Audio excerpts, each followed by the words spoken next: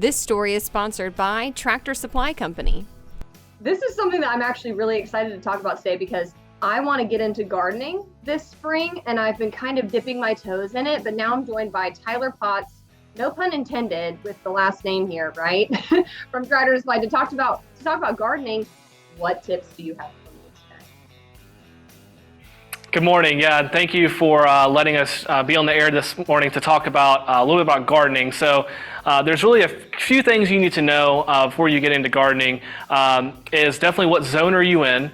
This is really important to make sure you pick the right plants for your zone, and then make sure you know your last average frost date to make sure that you don't plant the plants before the frost date and then harm the plant for any yield down the road.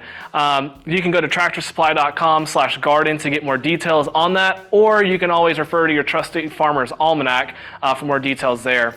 Second, you want to make sure you know what kind of area you're looking at. Are you going to do an in-ground, raised bed, and or a container garden to make sure you know exactly what you need. That'd be fertilizer, soil, and or any tools from your local store. And then last is your sunlight. You want to make sure you have plenty of sunlight because vegetables love sun. So if you're picking your garden space and the plants, you want to make sure that your area has equivalent sun for the product. Very cool. What trends have you been seeing when it comes to gardening lately? So more and more people are becoming more concerned with not only where their food is coming from, but the quality of food as well. So more people are getting into gardening, and it's not just your large in-ground garden that we're all typically used to.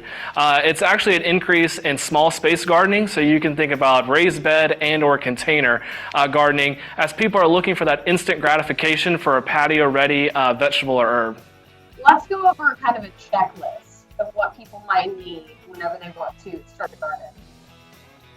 Yeah, so definitely those three main topics you want to make sure that you have. So you want to make sure you know your zone, your frost date, your sunlight, and then your area. Then visit one of your local stores. Once you have all this information, you can shop our vast assortment of both raised beds, if you're doing a raised bed, soil, fertilizer, pest control, as well as any tools you may need for your garden this year. This story is sponsored by Tractor Supply Company.